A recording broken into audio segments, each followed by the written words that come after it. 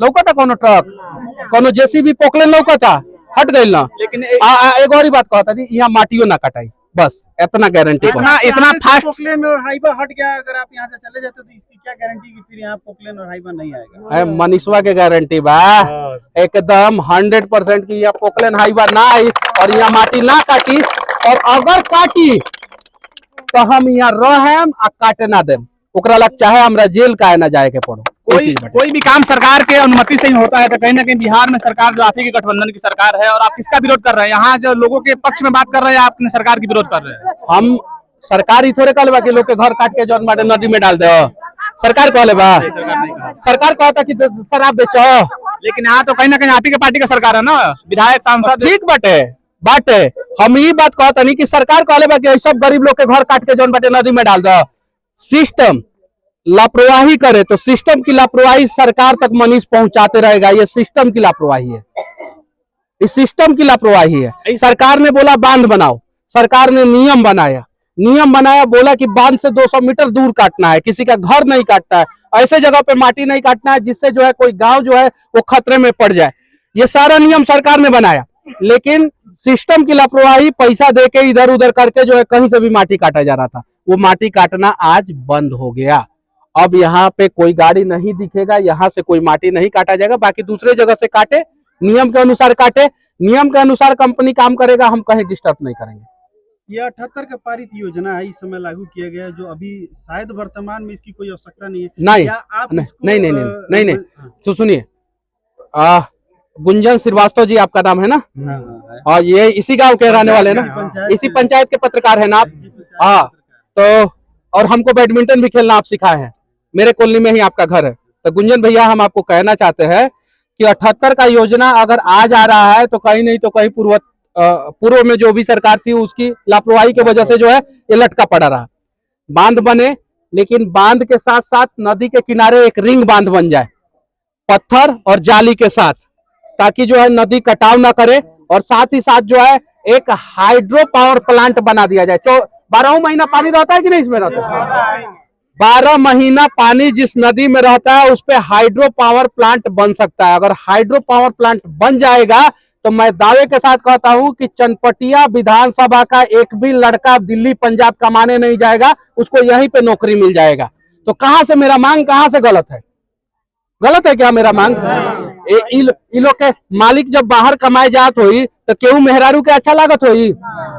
अगर केहू मतारी के लड़का बाहर कमाए जात होई तो केहू मतारी के अच्छा लागत होई? केहू लड़का के अगर बाप बाहर कमाए जात होई तो केहू लड़का के अच्छा लागत होई ना?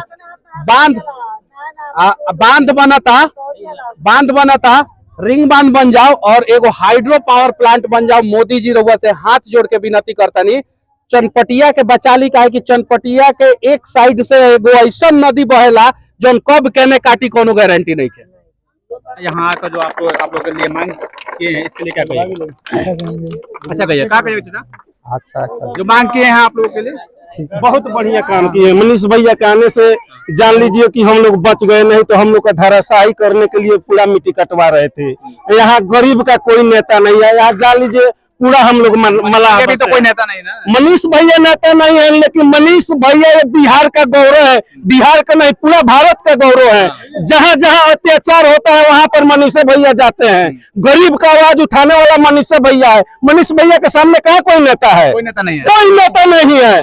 हम लोग के नजर में कोई नेता नहीं है, हम लोग का नेता है मनीष भैया जो गरीब का आवाज उठाते हैं। यानी कहीं ना कहीं आप लोग को पूरा भरोसा है कि कहीं पर कोई भी अत्याचार होता है तो वहाँ सिर्फ हनुमान बल कर मनीष भैया जाकर रक्षा करते हैं। बिल्कुल समझे कि नहीं? तो मनीष भैया के आने से जान लीजिए 1000 जनसंख्या हम लोग का मलाहों का बच गया, नहीं तो पूरा ही मिट्टी कटवा कर पूरा हमारे गांव को धराशायी करा देते लोग। खाली मलाह लोग है, यहाँ पर दूसरे कोई नहीं है। और जान लीजिए मलाह लोग भी हैं तो हम लोग खाली गरीब आदमी है, हम लोग में कोई नेता नहीं है बोलने वाला। मलाह के नाम पे जो है मुकेश सहनी जी बोलते हैं कि मुकेश सहनी जी यहाँ तो नहीं ना है, उनके नेता है।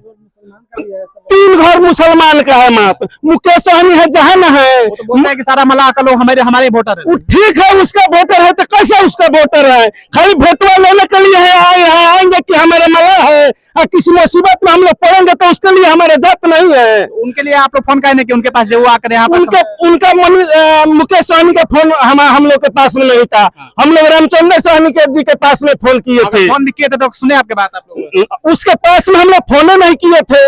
हम लोग सिर्फ हम लोग का विश्वास था कि जब मनीष भैया हम लोग आ जाएंगे तो हम लोग का पूरा जाति का यहाँ उद्धार हो जाएगा, 1000 जनसंख्या हम लोग का बन जाएगा। ये आप लोग को बताने का प्रयास करेंगे, जब भी चुनाव पड़ता है, चाहे विधानसभा का चुनाव हो या लोकसभा का चुनाव, वहाँ पे जो है बड़े बड़े नेता लोग आते हैं और जाति के नाम पे और पार्टी के नाम पे जो वोट ले लेते हैं और विधायक सांसद बन जाते हैं, मंत्री बन जाते हैं, लेकिन बाद में जो वही काम पड़ता है, किसी समस्या पड़ता है ग्राउंड लेवल पे लोगों के पास, तो लोग शायद उस प्रकार से समस्या को समाधान करने नहीं आते। लेकिन अभी जो है चनपटिया से जो समझिए कि मलाही घोघा मलाही टोला हम पहुंचे हैं और यहाँ अभी सन ऑफ बिहार मनीष कश्यप आए हैं, जो यहाँ पे नदी के माटी काट कर यहाँ पे बांधा जा रहा था, उसको रोकने का प्रयास किए। कैमरा में आप लोग देखे हैं कि अभी जस्ट टाइम यहाँ से खाली ट्रक जेसीपी वापस लौट गया था। बाकी यहाँ मनीष कश्यप के प्रति और यहाँ के लोगों के प्रति आप लोग का क्या सोच, क्या विचार बनता है, कमेंट में जरूर बताइएगा। फिर मिलते हैं किसी दूसरे वीडियो में, तब तक के लिए जय हिंद।